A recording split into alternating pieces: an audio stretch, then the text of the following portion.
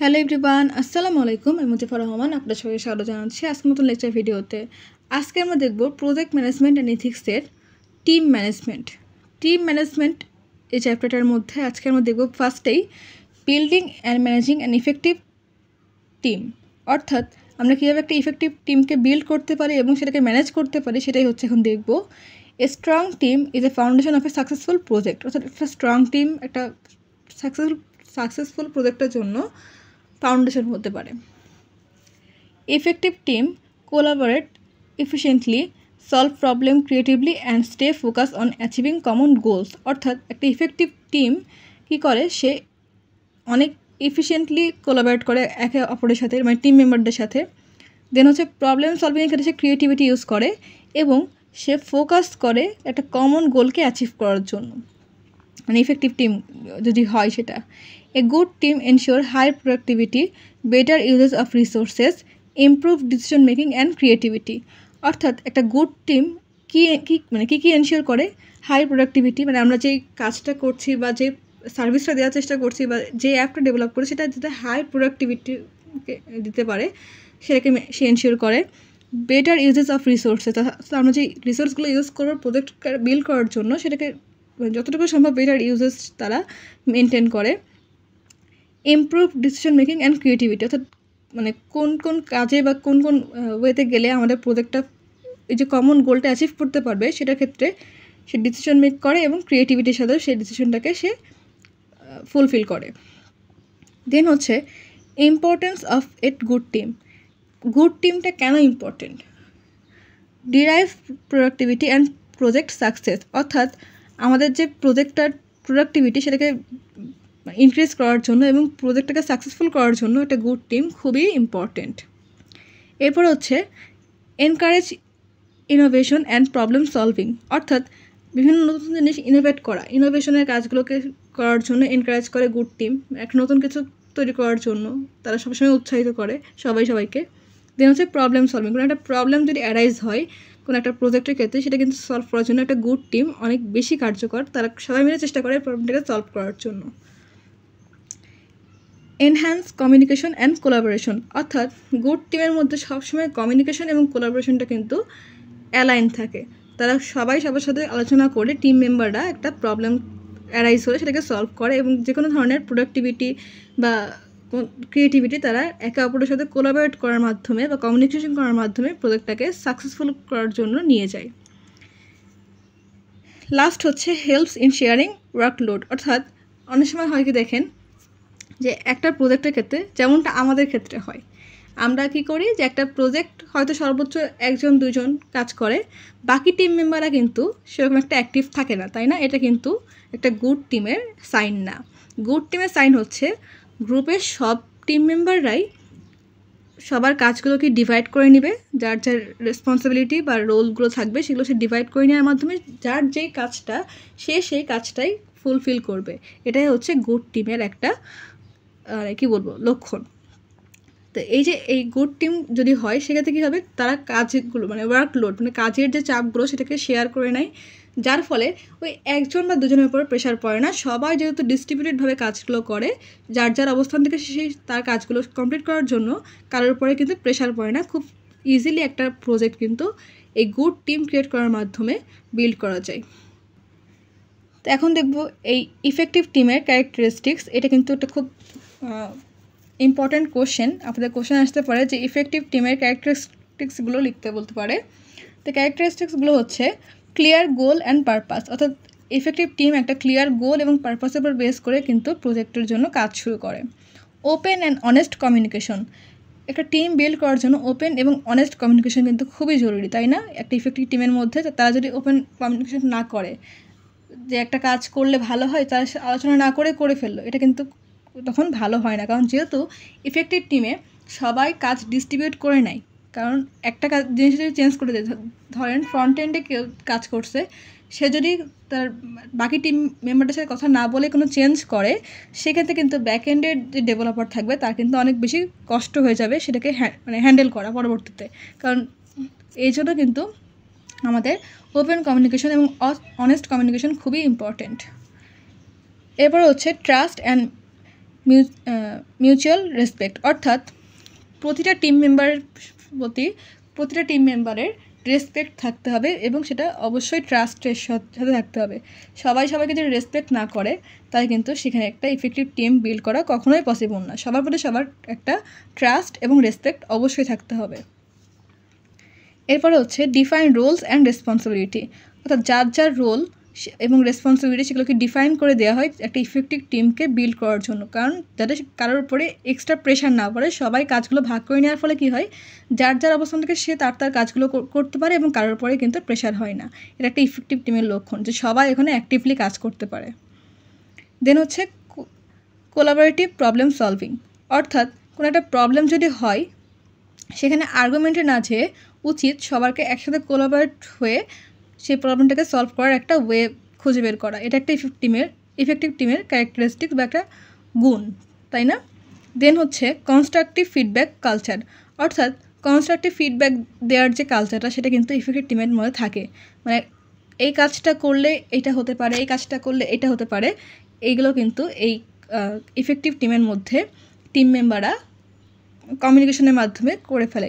এই না যে আপনি একটা কাজ করছেন, আপনার অন্য একজন টিম মেম্বার বললো যে এটা না করে এটা করলে বেটার হতো, আপনি কিন্তু আর্গুমেন্টে যাবেন না। যদি আপনি ইফেক্টিভ টিম মেম্বার হয়ে থাকেন আপনি অবশ্যই তার কথাকে রেসপেক্ট করবেন এবং আপনি সেটাকে আপনার ভালোর জন্যই বলছে এটাকে মাথায় রেখে সেটা ফিডব্যাক হিসেবে অ্যাকসেপ্ট করবেন। দেন হচ্ছে অ্যাডাপ্টেবিলিটি অ্যান্ড ফ্লেক্সিবিলিটি, অর্থাৎ একটা প্রজেক্টের অ্যাডাপ্টেবিলিটিকে মেনটেন করা যায় এবং ফ্লেক্সিবিলিটিকেও মেনটেন করা যায় ইফেক্টিভ টিমের মাধ্যমে। এই যে এটাকে যেটা বললাম ফ্লেক্সিবিলিটি বলতে আমরা ফ্রন্ট এন্ডে যদি কোনো চেঞ্জ করি বাকি টিম মেম্বারদের সাথে অবশ্যই কথা বলে নিব যাতে তাদের কাজ করতে ইজি হয়। যদি আমরা কথা না বলি তাহলে কিন্তু ওখানে একটা প্রবলেম অ্যারাইজ হবে, তাই না? তো এটাই হচ্ছে ফ্লেক্সিবিলিটি, যে একটা চেঞ্জ করতে গেলে সবাই সবার সাথে কমিউনিকেট করে নিয়ে তারপরে সেই চেঞ্জটাকে করা যাতে আমাদের প্রজেক্টটা ফ্লেক্সিবল হয়। অ্যান্ড লাস্ট যেই ক্যারেক্টারিস্টিক সেটা হচ্ছে monitor progress and self assessment, অর্থাৎ আমাদের ওভারঅল যে প্রজেক্টটা সেটাকে কিন্তু মনিটর করতে হবে। কারণ এখানে কিন্তু ধরেন একটা প্রজেক্ট টিমে 5 জন 6 জন সর্বোচ্চ 10-12 জন কিংবা আরও যদি ধরি যে অনেক বিশাল কোনো প্রজেক্টের ক্ষেত্রে 20 জনের উপরে কিন্তু অবশ্যই একটা ইফেক্টিভ টিম ক্রিয়েট করা সম্ভব না, কারণ তাদের মধ্যে তখন কী হয়, ল্যাক অফ কোলাবোরেশন হয়ে যায়। অনেক বেশি টিম মেম্বার হলে তাদের মধ্যে কোলাবোরেশনটা কমে যায়, অনেক ধরনের আর্গুমেন্ট সৃষ্টি হতে পারে। তো এই জন্য আমরা চেষ্টা করবো একটা ইফেক্টিভ টিমে সর্বোচ্চ 20 জনের উপরে যেন টিম মেম্বার না থাকে এবং সর্বনিম্ন 5 জন, ঠিক আছে? তো এই যে এতজন মানুষ মিলে যে কাজ করছে, তো এই যে প্রোগ্রেসটা এটা কিন্তু অবশ্যই মনিটর করতে হবে যে সবাই সবার কাজ ঠিকঠাকভাবে করছে কিনা, তাই না? আর আরেকটা কাজ করতে হবে কি, সেলফ অ্যাসেসমেন্ট, অর্থাৎ আমার যে রেসপন্সিবিলিটি বা আমার যে রোলটা আমি সেটাকে ঠিকঠাকভাবে কাজ করছি কিনা।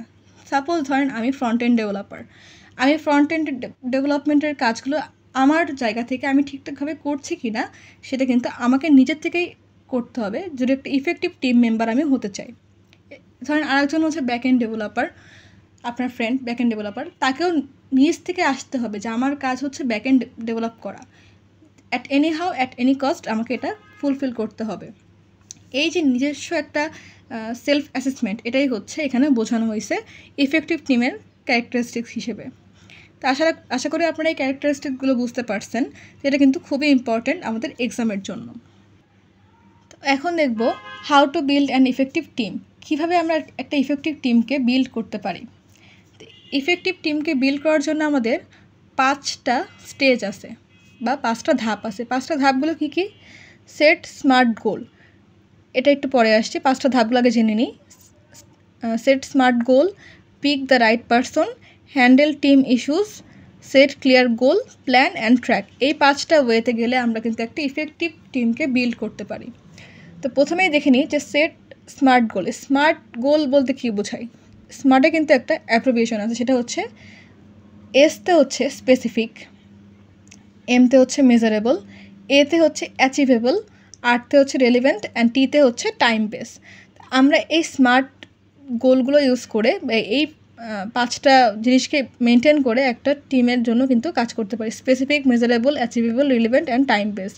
স্পেসিফিক হচ্ছে ক্লিয়ার অ্যান্ড আনঅ্যাম্বিগিয়াস, ম্যানেজেবল হচ্ছে ট্র্যাক প্রোগ্রেস, অ্যাচিভেবল হচ্ছে অ্যাভেলেবল রিসোর্সেস, রিলেভেন্ট হচ্ছে align with the project objectives, and time base হচ্ছে ডেডলাইন অফ দ্য প্রজেক্ট। অর্থাৎ প্রজেক্টের জন্য একটা স্মার্ট গোল ক্রিয়েট করতে হবে এবং সেখানে অবশ্যই এই জিনিসগুলো কিন্তু থাকতে হবে।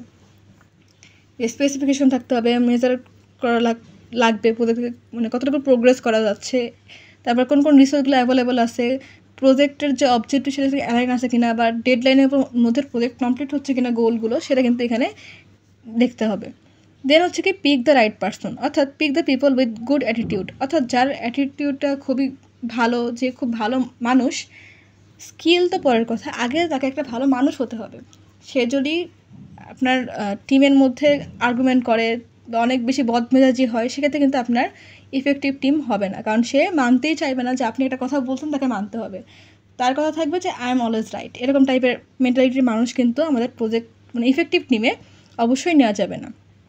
এমন একজনকে নিতে হবে যে কিনা খুবই ফ্রেন্ডলি, খুবই কোলাবোরেটিভ এবং কমিউনিকেশন তার স্কিল তার খুব ভালো, এরকম টাইপের পিপলকে ফার্স্ট অফ অল আমাদের চুজ করতে হবে। স্কিল একটা মানুষ কিন্তু চাইলে যে কোনো মুহূর্তে ডেভেলপ করতে পারে, বাট মেন্টালিটি বা গুড অ্যাটিটিউড কিন্তু সবার থাকে না। এটা কিন্তু অবশ্যই মাথায় রাখতে হবে ইফেক্টিভ টিম বিল্ড করার জন্য। Avoid people who work multiple buses, অর্থাৎ এমন মানুষকে অ্যাভয়েড করতে হবে যারা মাল্টিপল বসের জন্য কাজ করে। যেমন ধরেন একটা টিমের ক্ষেত্রে কিন্তু কী হয় যে একজন প্রজেক্ট ম্যানেজার থাকে, তাই না? তো ম্যানেজারের ইনস্ট্রাকশন কিন্তু অবশ্যই তাকে মেনটেন করতে হবে। এমন না যে সে চাইলেই অন্য কারোর সঙ্গে তার অনেক বেশি খাতির আছে, সে তার কথা অনুযায়ী চলবে বা ইয়ে করবে। মানে আমাদের যে নির্দিষ্ট গোল থাকবে, স্পেসিফিক যে কাজগুলো থাকবে, সেগুলো কিন্তু অবশ্যই ফুলফিল করতে হবে। মাল্টিপল বসের জন্য কাজ করলে হবে না। একটা নির্দিষ্ট অ্যালাইনমেন্ট অনুযায়ী আমাদের যে প্রজেক্ট ম্যানেজার বা আমাদের যেই থাকবে, প্রজেক্ট লিডার থাকবে, তার ইনস্ট্রাকশনগুলোকে কিন্তু অবশ্যই মেনটেন করতে হবে। এই জন্যই বলা হচ্ছে এখানে রাইট পিপলটা সিলেক্ট করা অনেক বেশি ইম্পর্ট্যান্ট। এরপরে হচ্ছে 3 নম্বর পয়েন্টটা হ্যান্ডেল টিম ইস্যুস, অর্থাৎ তো আমাদের একটা ইফেক্টিভ টিম করার জন্য অবশ্যই remove negative or lazy member, অর্থাৎ যে মেম্বারগুলো নেগেটিভ মেন্টালিটির বা যে মেম্বারগুলো লেজি, অ্যাকচুয়ালি মানে প্রজেক্টে তেমন কোনো একটা অ্যাক্টিভ থাকে না সে, বা তার কোনো কাজ থাকে না প্রজেক্টে, সে চায় অন্য কেউ তার কাজটা করে দিক, এমন টাইপের মেম্বারকে কিন্তু অবশ্যই আমাদের যদি ইফেক্টিভ টিম করতে চাই সেক্ষেত্রে রিমুভ করতে হবে। দেন হচ্ছে সেট ক্লিয়ার গোল, অর্থাৎ একটা ক্লিয়ার গোল করতে হবে। সেটা কি ensure everyone understands the team vision, অর্থাৎ আমরা যে প্রজেক্টটা বিল্ড করতে চাচ্ছি, ইফেক্টিভ টিম হতে গেলে অবশ্যই প্রতিটা টিম মেম্বারকে প্রজেক্টের যে ভিশনটা বা টিমের যে ভিশনটা সেটা কিন্তু বুঝতে হবে, যে আমরা এই কাজগুলোকে এই স্টেজ মেনটেন করে বা এই অর্গানাইজ ওয়ে মেনটেন করে ফুলফিল করতে চাচ্ছি। একজন প্রজেক্টটাকে বুঝলো আর একজন প্রজেক্টটার নামও জানে না, তাহলে তাইকে দিয়ে কাজ করানো সম্ভব? তাকে সবগুলো পার্ট বুঝতে হবে, যে আমি যদি এটা করি তাহলে এটা হবে, এটা করলে এটা হবে, এরকমভাবে আমাদের যে প্রজেক্টের কাজগুলো বা ভিশনটা সেটা কিন্তু প্রতিটা টিম মেম্বারকে বুঝতে হবে। ক্লিয়ার? অ্যান্ড লাস্ট যে ফেজটা একটা ইফেক্টিভ টিম বিল্ড করার জন্য, সেটা হচ্ছে plan and track, monitor progress and adjust as need, অর্থাৎ একজন টিম মেম্বার কাজ করার ফলে কি হচ্ছে, আমাদের এক একটা কাজ এক এক রকম ইস্যু অ্যারাইজ করতে পারে, সেক্ষেত্রে আমাদের প্রোগ্রেসকে মনিটর করতে হবে এবং সেক্ষেত্রে যদি কোনো প্রবলেম অ্যারাইজ হয় বা প্রবলেম দেখা দেয়, সেক্ষেত্রে সেটাকে অ্যাডজাস্ট করতে হবে তার প্রয়োজন অনুসারে, অর্থাৎ রিকোয়ারমেন্ট আমরা থাকবে একটা প্রজেক্টের, সেই রিকোয়ারমেন্ট অনুযায়ী সেটাকে অ্যাডজাস্ট করতে হবে। তো এই 5টা ধাপ এবং এই ধাপের মধ্যে যেই জিনিসগুলো আমি বললাম, এখন আপনাকে এক্সপ্লেন করলাম, এগুলোকে মেনটেন যদি আমরা করতে পারি সঠিকভাবে, তাহলে কিন্তু আমরা একটা ইফেক্টিভ টিম খুব ইজিলি বিল্ড করতে পারি। তো আশা করি আপনারা এই টিম ম্যানেজমেন্টের যে চ্যাপ্টারটা এটা বুঝতে পারছেন। তারপরে যদি কারো কোনো কোয়েশ্চেন থাকে আমাকে কমেন্ট করতে পারেন, আমি আপনাদের কমেন্টের অবশ্যই রিপ্লাই দেওয়ার চেষ্টা করব। তো আজকের ভিডিও এই পর্যন্তই। চ্যানেলটা এখনও যারা সাবস্ক্রাইব করেন, চ্যানেলকে প্লিজ সাবস্ক্রাইব করবেন, ভিডিওতে লাইক করবেন, কমেন্ট করবেন, শেয়ার করবেন। আজকের ভিডিও দেখার জন্য ধন্যবাদ। আল্লাহ হাফেজ।